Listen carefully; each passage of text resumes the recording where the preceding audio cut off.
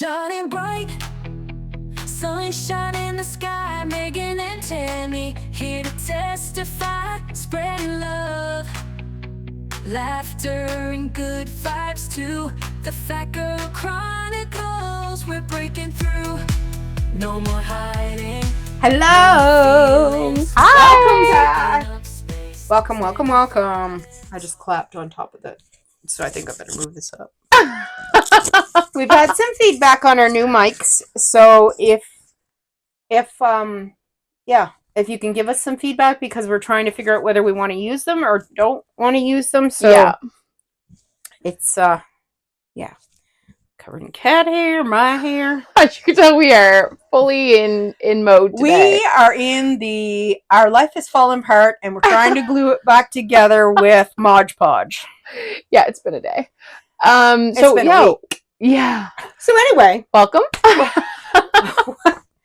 welcome. My name's Tammy, And my name is Megan. and together we are, The Fat Girl Flippers. and this is our podcast, Fat Girl Chronicles. And Megan will tell you a little bit about our podcast. Yes. So if you are listening on YouTube, make sure to hit that subscribe button and make sure that you hit that bell as well, so you're notified when we post. We try to post every Friday. And if you are listening by audio, we are on most of the podcast streams, Podbean, Apple Podcasts, Spotify, all of that stuff. So feel free to listen to us on there as well. Yeah. I told Megan when she came in, I'm like, I just want to go back to the drive in the country, the lunch at Big Al's, and the drive over the mountain coming home. I know. It's been a week from somewhere, but I don't know where. Did you want to talk about your week first? Is there something you want to talk about in specific? I'm just finding I am having a really hard time because I have something almost every day of the week, and Which is totally new for you. Like, the only time I've ever had this like this was back when I was doing therapy, intensive therapy, and that was 2 days a week, and that was a lot. Yeah. But I'm doing a course on grant writing or grant proposal writing, and I'm also going to the pain clinic at the hospital, and working with Lemonade Stand and trying to organize events and stuff, and doing Fat Girl Flippers, and Yeah. which I haven't even got we have a live tomorrow night for anybody who's interested. It's on Facebook Live on our page, Fat Girl Flippers, at 7 p.m. Atlantic Standard Time. Yes. So yeah, I haven't even taken the clothes out of the garage, and I'm usually like on it, but I'm just not. Do you have anything tomorrow besides that? No, my plan is tomorrow to do that. God, love ya. But I've got to figure out how I'm going to get it out of there. I might have to get you to help me tonight get one. Yeah. The bins. Yeah, that makes because sense. one of the bins is not labeled. Okay. Or I mean, not inventoried. Anyway. Okay. So that's my week in a nutshell. So it's just been really busy. Yeah, I just feel like I feel like by the time I get home and lay my head down, it's time to wake up again. Like, really? Yes. Yeah. That's a lot. Mm-hmm. Yeah. Yeah. You? Yeah. It's been a week. I think you get the hair that looks like it's been a week. Jesus. It's like the one side. Oh, I know. And I don't even have, it's normally, oh God, that makes it worse. But I love your hair. Don't do that. It's cute. There. I don't even have any makeup on or anything today. Normally I at least put makeup on for the podcast days. I have a little bit of my makeup on, but I don't really have any makeup on either. Yeah. It's been very busy. I was thinking it was the holiday week, I think, right? We had Monday off, I think. Oh Lord, it was a holiday week, and it still felt like it was 7 days we had long. we had Monday off, I'm pretty sure. And it's just been very busy. I'll tell a funny story. I guess, like, trigger warning if you're like grossed out by periods and stuff like that. Like, don't listen. I don't know this yet. She told me that you guys had something funny, but so trigger warning if you don't like mention of like periods and pads and stuff. Don't listen for the next probably like 5 minutes. So I did start my period again. So Oh, yeah, so that again, like consistently. So that's good. nice. And I'll talk a little bit more about that in a second. But so Richard's sick right now, and so Richard normally doesn't snore, and that's great for my life. But when he's sick, that's the way I know he's really sick. Because Because he sometimes he can snores. be like a baby, and I'm like, are you really sick? But he is really sick because he snores. Oh. So Monday night, he is snoring so much. I don't sleep. I'm up. He gets up at like, he wakes himself up around like 3 a.m. and then I slept from like 3 to 5:30 on overnight Monday because he snored so loud I couldn't sleep. Right, like I was so exhausted. Oh. He almost died from suffocation because I was like, I was done. So I'm, stewing about his death and everything. I'm like, I hope you get a real good freaking sleep. Oh my god. So anyway, he's sick. I go to work on Tuesday on like 2 hours of sleep. I work all day Tuesday. Bedtime comes Tuesday night, and I'm like I'm gonna go for Dartmouth. I'm gonna go to Dartmouth. Like I'll go to my parents' house if he snores like that again. Like I can't. And so he goes to sleep.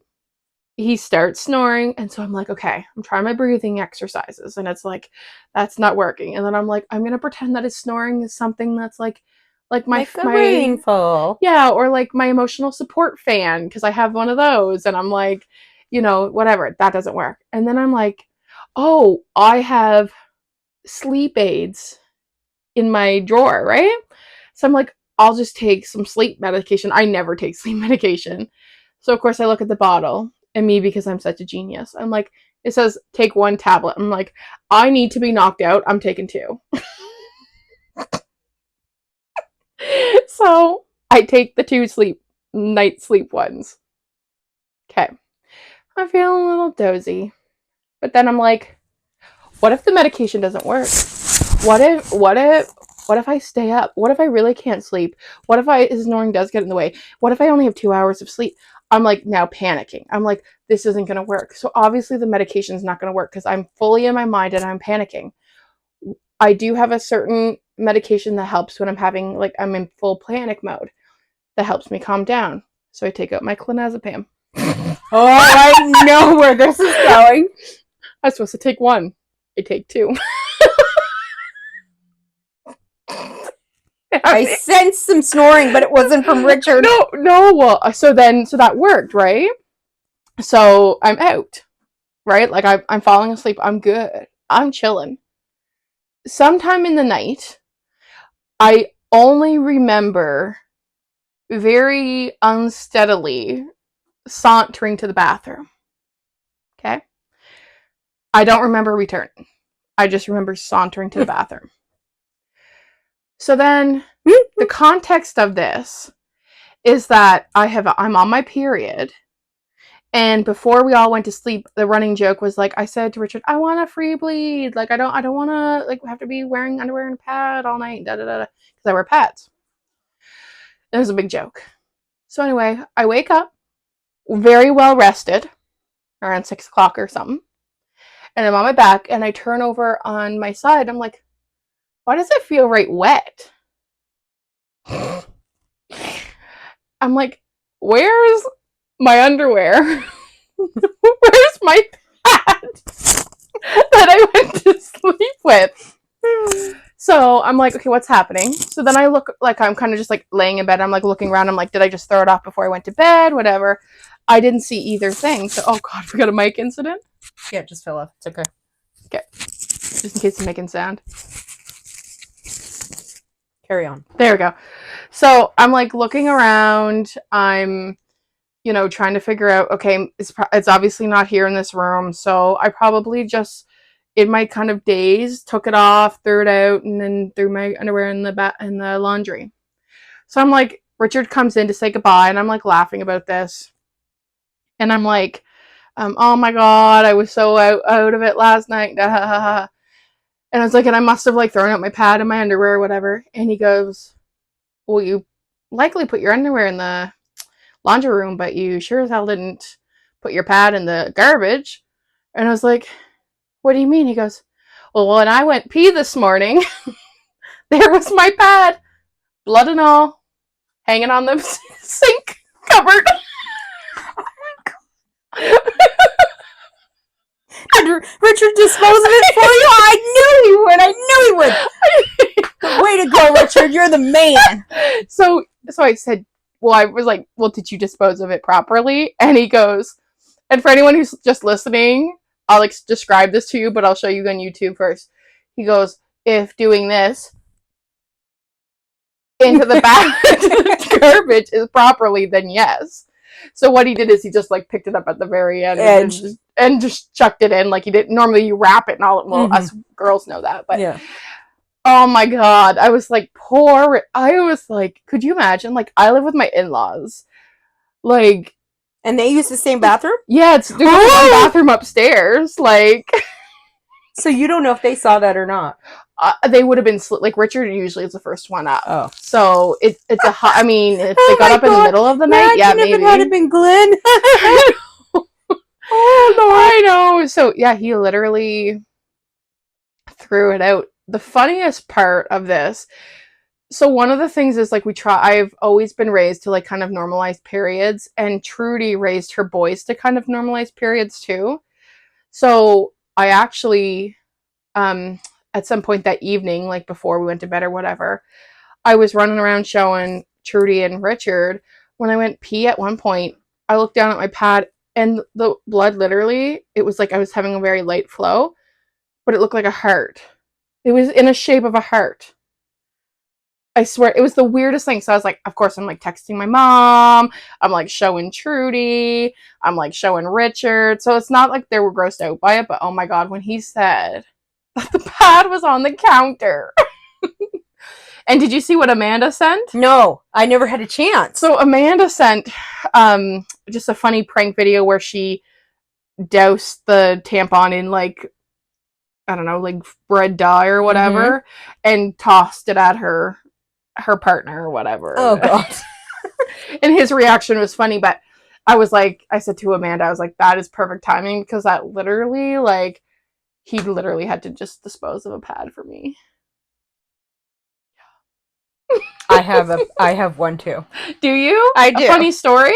I hope Candy will forgive me for sharing. Oh my gosh, yes, share.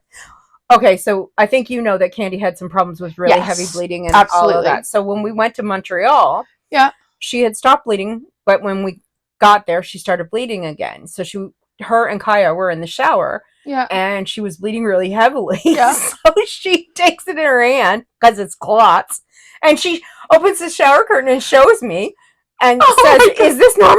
Like, am I dying?" And I'm like, "No, that's normal. Like, I used to have that all the time, right?" I'm like, "No, that." But anyway, it was just funny. Like, that's how, like, we, it's true, and Kaya's like, "Are you gonna die? Oh my God, blood!" Like, just that. Oh my God. But then, same thing, like, Candy normalizes with her about, periods and things like that. But it was just funny, because she opens the shower curtain and, like, makes me look. Is this normal? That's so good, though. Like, I feel that is so good, because for so long, periods have been very... it's just a natural part of a woman's life. So absolutely. And it affects your partner, it affects your family, it affects everybody. So, like, why is it such a big... Right. And it really is just blood. It's just, like, if you... Hell, like, when you were kids, you used to cut your finger on purpose and smash together with somebody else's and mix up the blood. Yeah, I know. It just...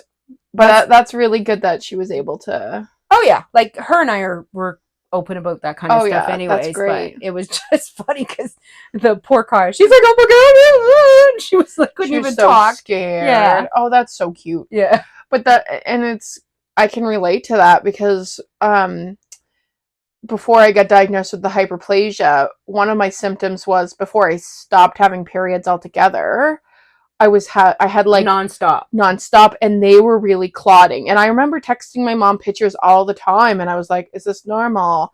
Like, I had to go on iron pills, and I think Candy's the same thing. Like, as a woman, like, the periods is so... Before my hysterectomy, I remember that so bad, that I had horrid periods Yeah. ever since I was really young. Yeah. Like very bad. Just like what Candy was showing me. I Yeah. said to her, when I was a teenager, I used to have that like It regularly. was regular. Yeah. Yeah, clotting is the worst. Yeah, so I thought that story was it was kind of cute. Poor Richard. Oh my god, because when I was just like, oh, I must have just done this in my days. The snoring and the pad kind of They equal each other. equals out. Megan lost sleep, or Richard got a little scare. Yeah, exactly. But you can tell he's feeling better, like, because then last night he was snoring less, and then tonight he'll probably snore even less. And it's funny because he used to snore all the time. How did you sleep before?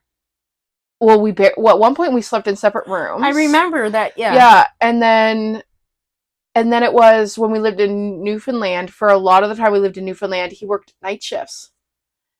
So he would be gone at night and I'd be sleeping in the day. So we worked opposite times. I see. And then before that, it would have just been like a nuisance. Yeah.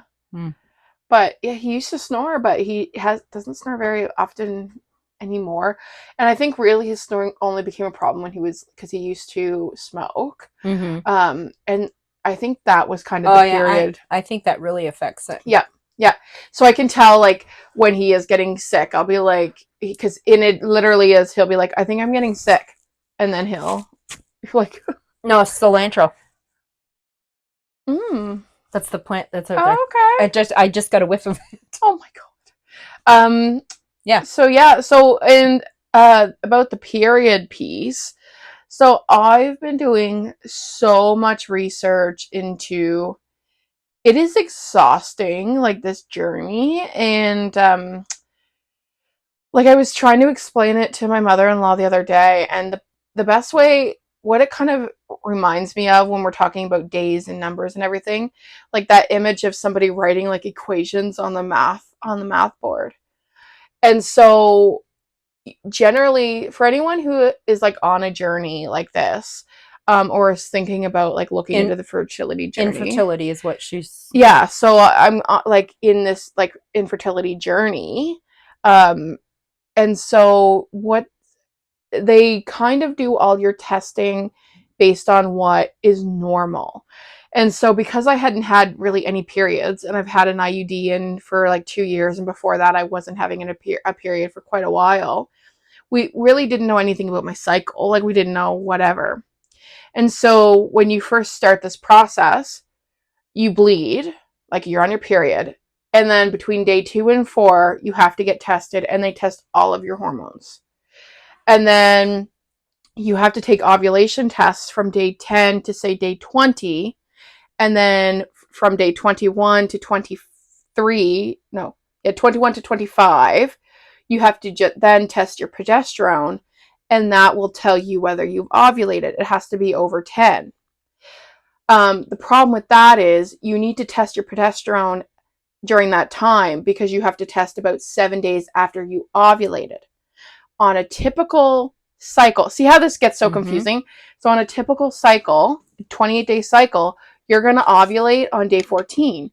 And so for me, I tested from day, say, 10 to 20, my ovulation kits, and none of those days showed that I ovulated.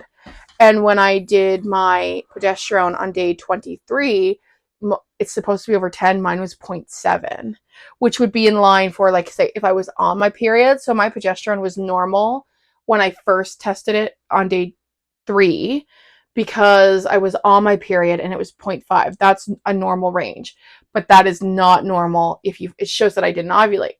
Here's the problem. I had the day that I started my period was day 36, which is just top of the line normal. But if I'm day 36, that means I technically probably didn't even ovulate until after that day 20. So I had stopped taking tests at that point. So now you know to take tests longer. And the thing is, and then the blood work day 23 becomes irrelevant, because it's only it's only relevant when you test 7 days after your supposed ovulation. But if I haven't ovulated yet, that number is going to be off anyway. So it's so like confused. Like, I'm trying to explain this to like my mother-in-law and stuff. And In other words, you basically need to sit at the lab at the hospital for however long it takes to get all the testing yeah, every day. exactly. So like if you are going to start this journey or are looking into this or have been through this, like it is so like very specific. I have a question, and I don't know if we've covered this or not, but did they check to make sure that you actually have eggs? Like, are your eggs So and your follicles? I think is your follicles that have to be right. So they like what I know, and I don't think they've done any sort of ultrasound on me, but the blood work at the beginning of my period tests all my hormones, and it gives indication to my like egg reserve or and that came back normal. Okay, So that's showing awesome. that I have that you have eggs and that they're normal and everything's fine. So what the issue may be is my progesterone, which I need to bump it up. I need to bump it up because that's like, if I remember correctly, it's like has to do with the lining. Yeah. It has to do with the implementation of the egg. When the follicle goes in and it tries to implant, it has to have that cushy. Yes. So if it doesn't, it will just release it like a period. Right. So if you have low progesterone, your chances of conceiving are lower, and then if you do conceive, your chances of miscarriage are higher, right? Yeah. So oftentimes if you've got low progesterone and you find out you're pregnant, they'll prescribe progesterone to try to up it. So it's not like impossible. So then this leads into conversations about like, how do I up my progesterone? And a big factor that time and time again, and what really reminds me of like when I went to the last psychic that I saw, she said to me, like, yes, I see at least one child, possibly two, but you have to get your stress under control. And one of the biggest things that hurts progesterone is your cortisol hormone, which is the stress hormone. And so you have to make sure that's, if it's super high, you need to lower it. You need to lower your cholesterol hormone. And I know so I want to get that tested. I want to get that hormone tested because just knowing the trauma that I faced, the long-term stress that I faced, my anxiety disorders, that is probably pretty high. So it all intercepts and plays in together. Everything that goes on with us, mentally, physically, spiritually, emotionally, all of that, I don't think people realize how much it affects our internal body and how our body works and how our organs work. And, it really is a true thing. If you're not healthy in your brain and you're not, then the rest of your, it's hard to keep the rest of your body healthy if your brain isn't healthy.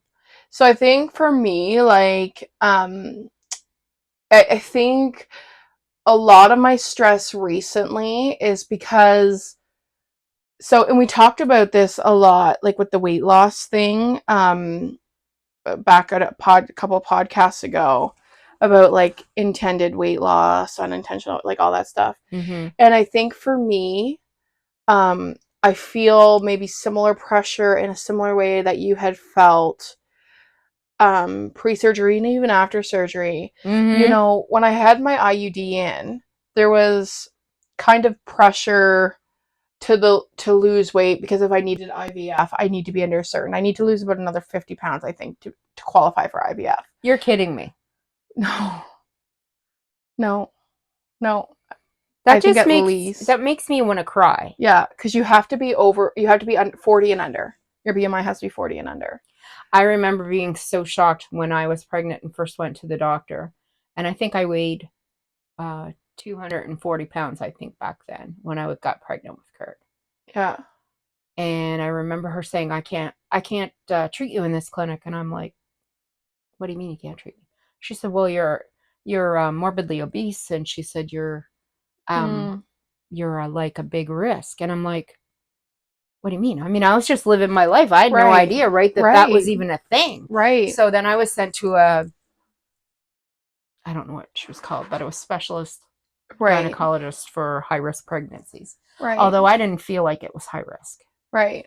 So I don't know. I just feel like if nature allowed me to get pregnant, Then nature, and I mean, there have been countless numbers of people at that weight that Yes. have had babies. Yes. I mean, I was at the doctor's office with Leo today, and there were 3 girls in there with brand new newborn babies, and none of them were any smaller than you or me. Yep.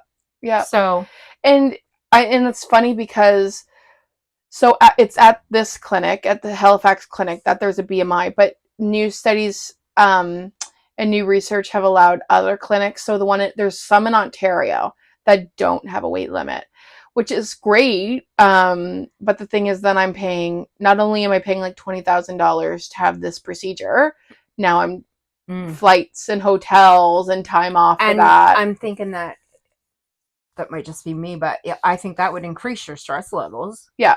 Oh, for sure. I don't think that would be a like comfortable, get a procedure done, go home type of thing and rest at your own home. I think that would be stressful. For sure. For sure. I mean, certainly don't count it out, but I don't think it would be, if it was me, it wouldn't be one of my first choices. So and I think for me, like I'm in this cycle ever since I got back from my trip, so like probably 2 months now, like up and down the same 10 pounds. Like I'm just like gaining, losing. And I think, let me just hold on. There we go. So that doesn't ruin the screen. So before the IUD, it was like, well, I have my IUD in, so like I'm still being treated for my hyperplasia condition. Like we can't even try right now because I have my IUD in. So there was like pressure to lose weight, but there wasn't. Mm-hmm. And now that the IUD is out, and I'm feeling like and mind you, like I'm really only in it like 2 months. Like people who are just perfectly normal and healthy, it takes them months to conceive. Even it's very rare that someone tries it on the very first try and that they're lucky. You know what I mean? Like most people do, whatever. But most people, try for at least a couple of months, even if they don't have any perceived issues. And so, for me, now that the IUD's out and we're actually trying, and I'm like now starting to like learn my body. Am I having periods but not ovulating? What's it like? And then also in the back of my mind, thinking about I can't try for like 5 or 6 years to become pregnant because A, my age, but also B, like they're going to be concerned about my hyperplasia condition. So if that starts to come back, they're immediately going to be like, we need to treat this again, right? And which will mean putting in an IUD. Right. So for me, it's like that's also the added stress. How, like, have you guys talked at all about a surrogate or options as far as if this doesn't work? Yeah. So, I mean, my sister has offered, to carry. The one good thing about surrogacy is that, like, it's not like you would compensate a surrogate for like medical expenses or like lost wages or something, but you don't actually like pay them. It's like more compensating and covering. So that would be an option, but again, it's like super expensive. If I was to win the lottery tomorrow, that's probably what I would do. I would do that in a heartbeat. I would get a surrogate. I wouldn't even question it. But they're tons of money. I was just watching today Bunny Jelly Rolls. Yeah. Bunny, they're doing the surrogate route, but they're going they're infertile, same thing, long journey for them. But she's been she's just started the 2-week procedure where you have to get so they can harvest the eggs. Yes. And she was doing a workout at the gym, and she said her body is just like, she feels like she's just all over the place. Yeah. And the reason she's not carrying is because of her mental health. She doesn't want to come off of her. She said, I'm finally in a place where I feel perfect. Like I feel so healthy and so good. Yeah. She said, I'm really afraid if I come off of these meds to carry this pregnancy, that I'll be off the rails. Good for them. Like, I think it's I personally, like, surrogacy is amazing. Yeah, and I mean, they're using their own egg and their own sperm, so it's not like it's not your baby. Yeah, exactly. And same thing, and like, And then there's also, For me, I could love any baby. So. exactly. Well, and you know, when we eventually do move out, like Richard and I, like one thing I do want to do is foster. But the process to foster and certainly to adopt is so long and very invasive. And so, you know, at the point that we would be able to foster adopt, we would probably be into our 40s, which is, there's nothing wrong with that, especially if you end up adopting like a teen or something. But and I'd be open to that. And I know Richard would be too, like easily. So I mean, that's also an option. But I love that you guys are both on the same page, that you just want a child. It doesn't matter. oh, for sure. Like, oh, I love that yes. about you, like that you both are solid, and Yeah. you know that you like, Oh, no 100%. some, not like one side is saying, oh, I don't like adoption, or I don't like surrogacy, No. or whatever. You guys Yeah. are just like Anything. and that's truly how it should be, because Yeah. if you really want a child, it shouldn't matter how you get it. Exactly. And I mean all of this to say, like, I feel that because the IUD is out and there's pressure, because I don't want to have the condition to come back and feel pressure to put the IUD back in. And I think so with the weight loss thing, what's happening is like I'm now like constantly weighing myself. Yeah. And so I've asked Richard actually to hide the scale.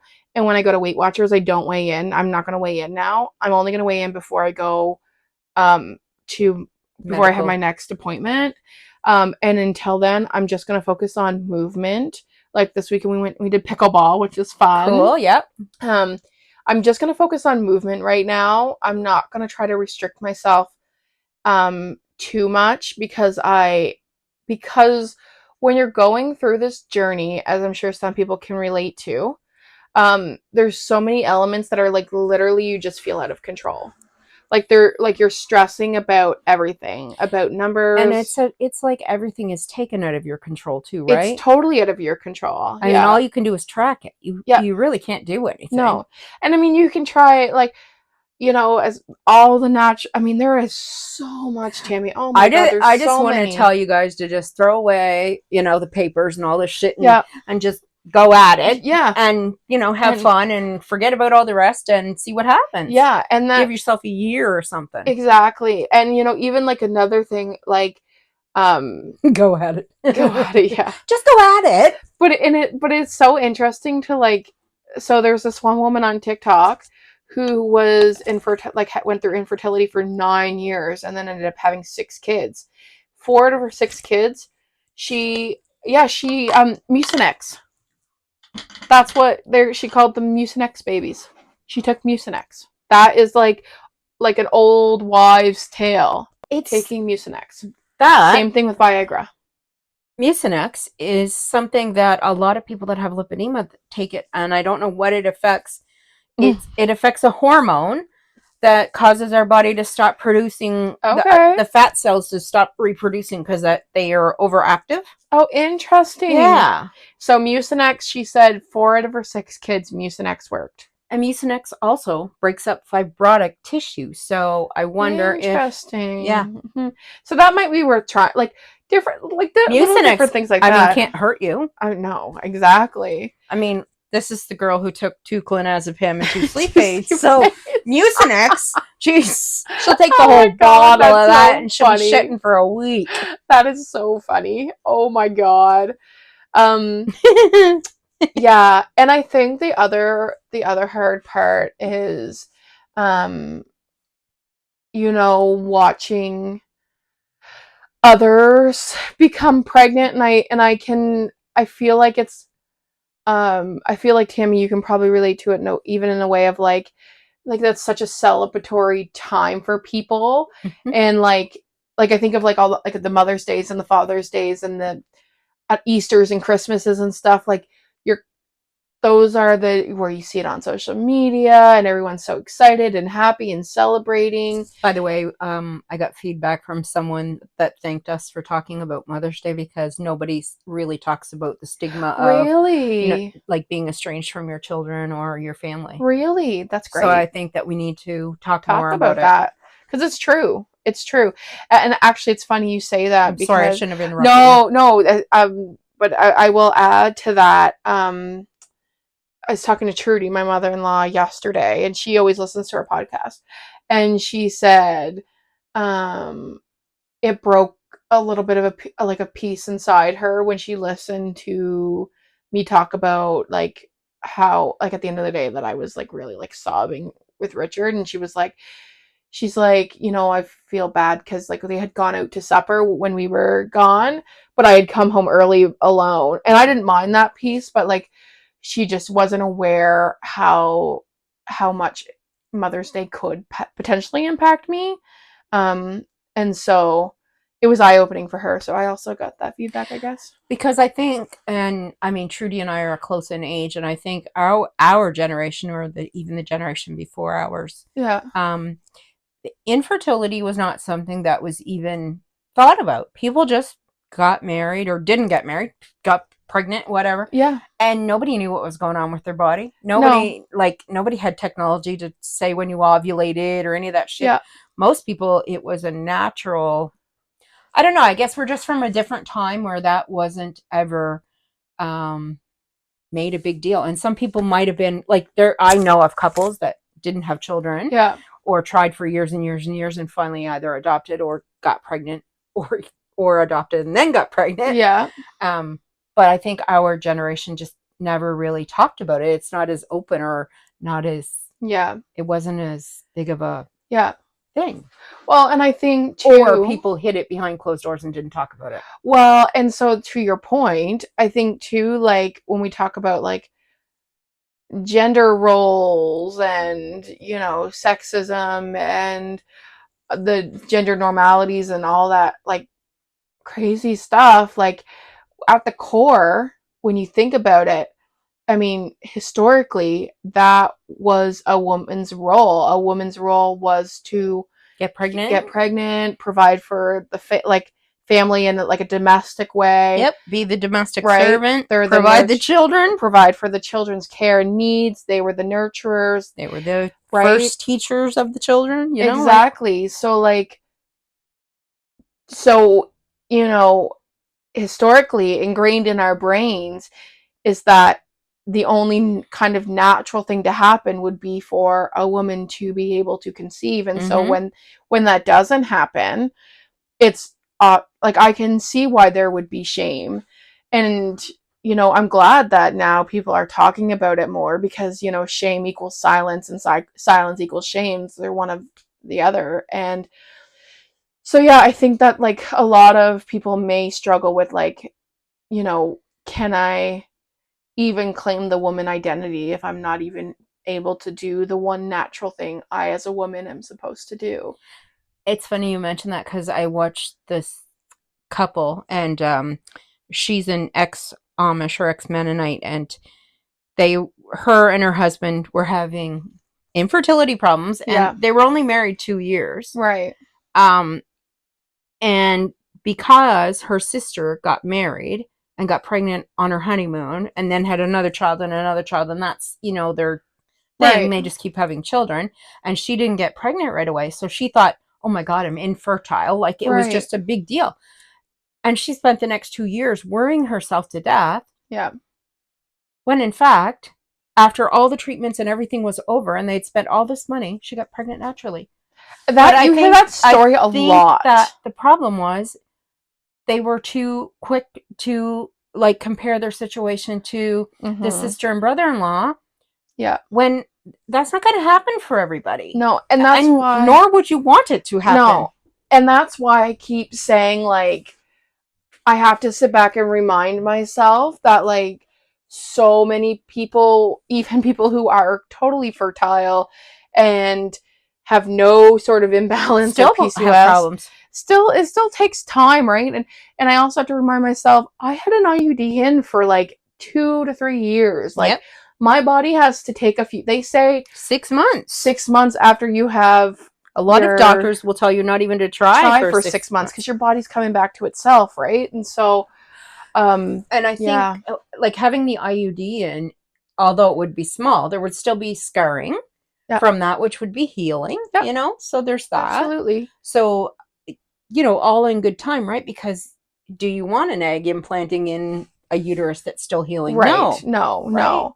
So. And yeah, so I think, so what I was saying about, so it's hard, like with all these other celebrations and stuff, we see people Yes. celebrating, you know, I am so excited when you hear an announcement or you see an announcement or whatever, and it's so exciting for the person. And I am the type of person that is so insightful that I'm like I constantly question how I'm feeling, and question why I'm feeling that way. So like I want to be super excited, and I am in some ways very, very excited if I hear an announcement. And sometimes it's like also person dependent. I have a friend in Newfoundland who announced a year or two ago.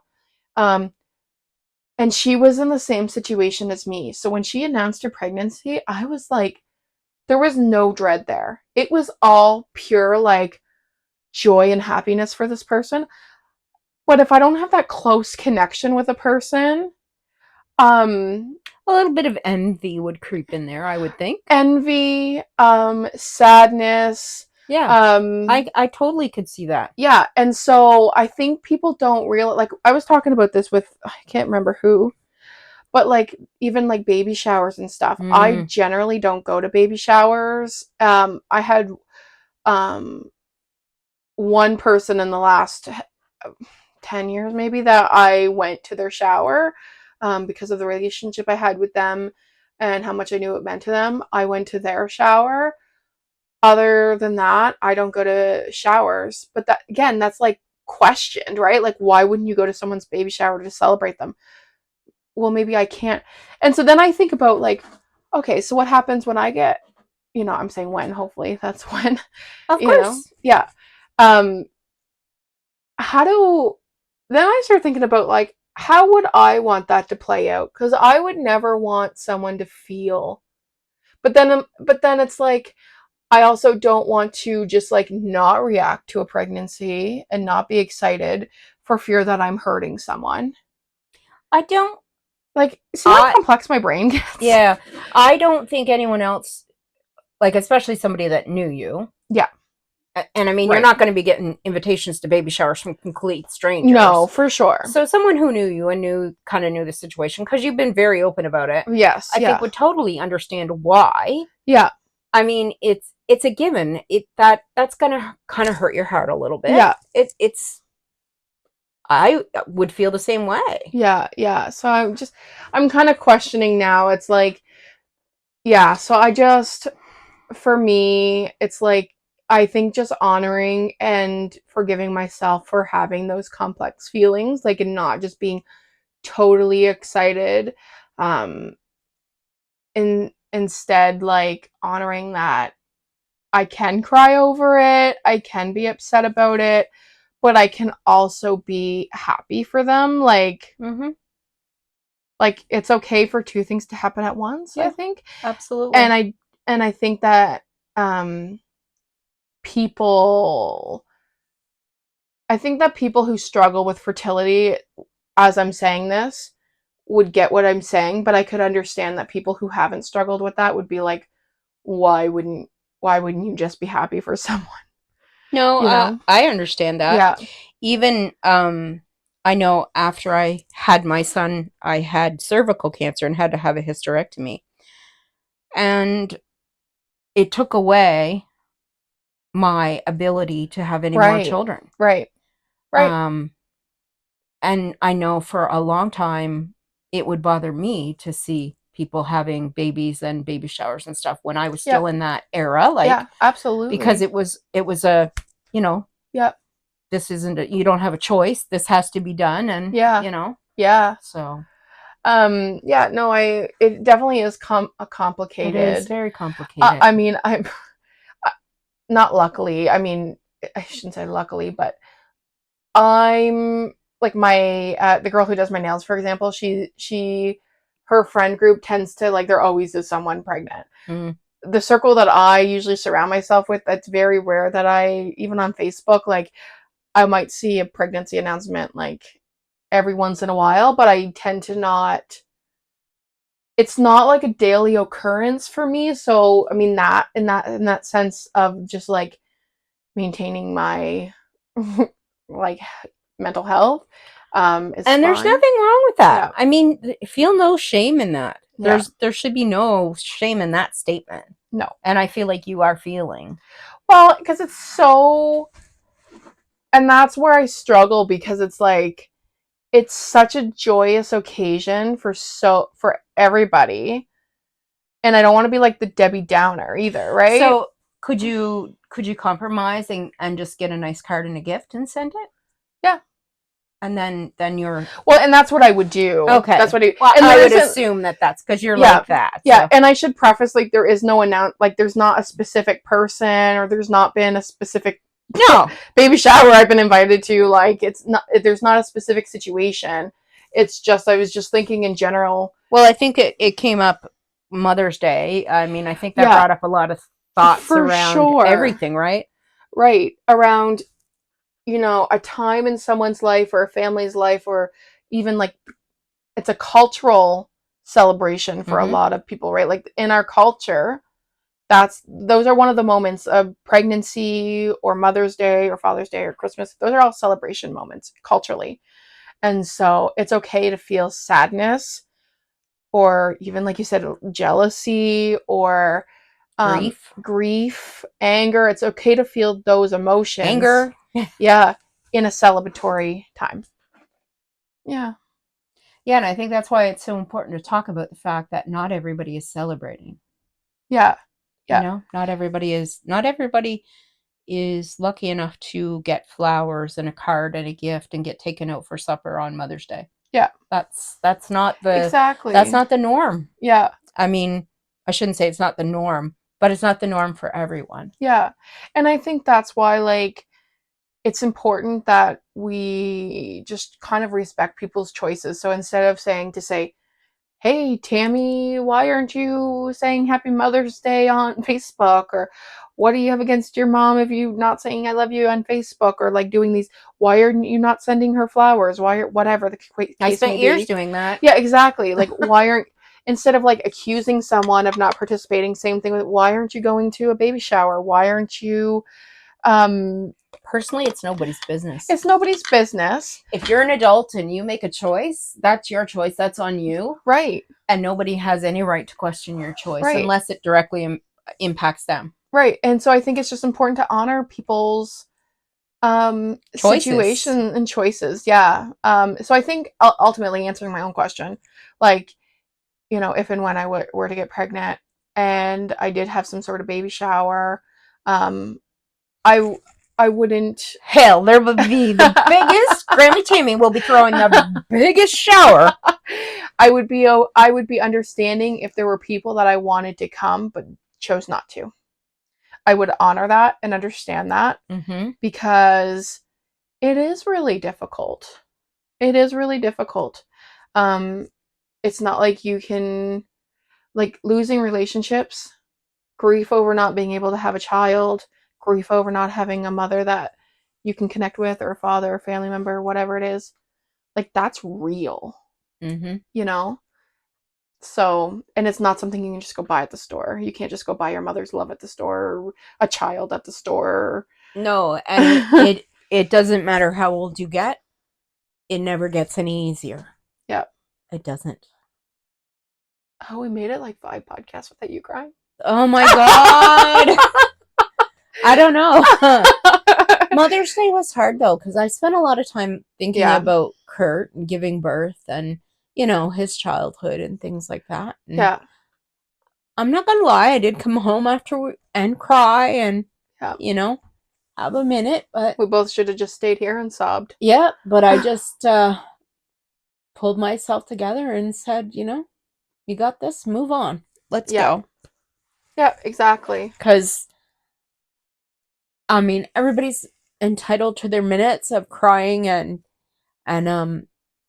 feeling sadness and taking your time for yourself to recover, but you gotta just dig yourself out of that hole and, tell yourself that you're worth it. You need to get up every day and you need to get out there in this world, and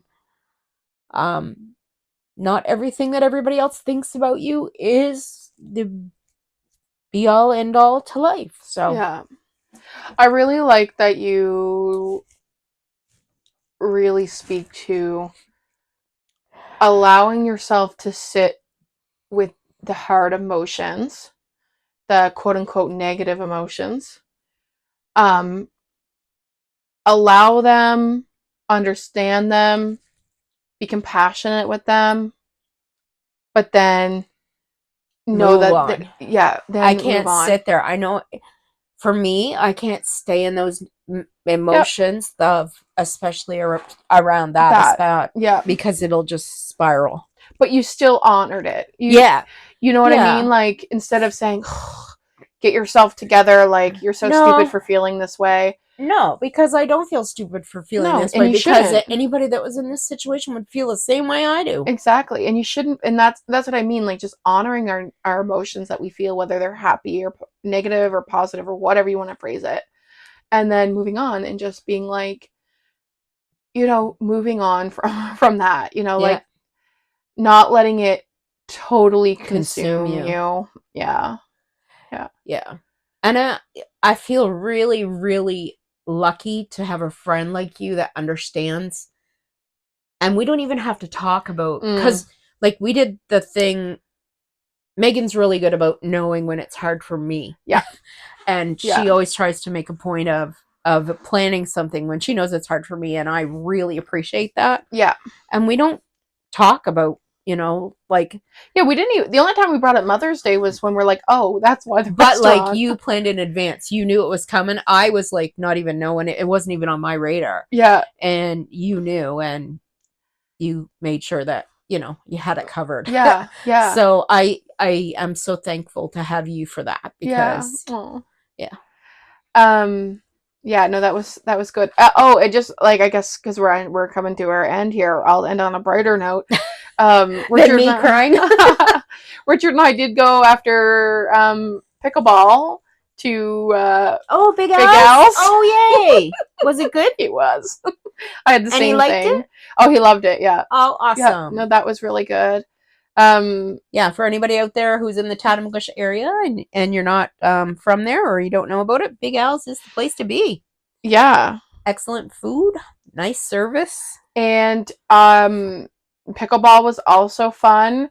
You can play pickleball at any size. Like, Richard and I, we didn't actually play, but I will say, if you've got social anxiety, pickleball may be a little challenging if there's other people. So I feel like there was like a league or something that we showed up. Richard said, I've never seen anyone at this Douglas pickleball. Street School? No, it was out in Pugwash. Oh. He's like, I've never seen anyone at this pickleball court. We're good to go. We show up, and like 4 out of the 5 courts were filled. Oh my God. So we're like, okay, whatever. So we're like just tossing the ball around, and then these 2 people come up and they're like, we can join in with you. Like, they're my worst nightmare. I know, they were so friendly. My worst nightmare. They like. So we're like, well, this is our first time. We're like, we're not really playing. We're just like literally hitting the ball to each other. Like, so we're like, thank you. But that was just like too friendly for me. So we played for like 30 minutes, and then I just got like aggressively paranoid that they would just continue to like want to play with us. Yeah. But it is really fun. I wore my cute little skirt and a sports bra, so I was dressed for the part. It was fun. Yeah. Anyway, any last minute thoughts? No, shout out to Paula for taking me out yesterday for a little drive and a little, preemptive trash picking. And oh my God. Yay. Good things are coming. Oh my God. On the side of the road near you. Coming to the side of the road near you. That's so funny. It's spring cleanup. How can anybody not be excited? I was asking because my supervisor's a big thrifty. Like, she loves that stuff. And so I was like, have you ever been dumpster diving? Because we did it that one time or whatever. And she's like, if we ever did that, I'd be like, I'd drive with you and I'd like stay in the car. That was you. And that was kind of, that was me. That was you. We had fun that like time. Remember all the dog toys we got? I know, I still have some. Oh my gosh. I know. All right. Well, with that being said, have a wonderful week. Yes, we love you all. We love you all. Show yourself some. This was actually like we didn't even talk about what we were gonna. Yeah, show yourself some compassion this week. Yeah, And feel free to reach out, like, if you are experiencing like infertility or like struggling with your fertility journey, like reach out. And if you're local, Get help. join us tomorrow night for our Fat Girl Flipper Yes! sale. All right, love you. Love you. Mwah. Laughter and good vibes too. The Fat Girl Chronicles, we're breaking through. No more hiding, no more feeling small. We're taking up space, standing proud and tall. Our voice is strong, our stories to be heard. Challenging the stereotypes, flipping the world, the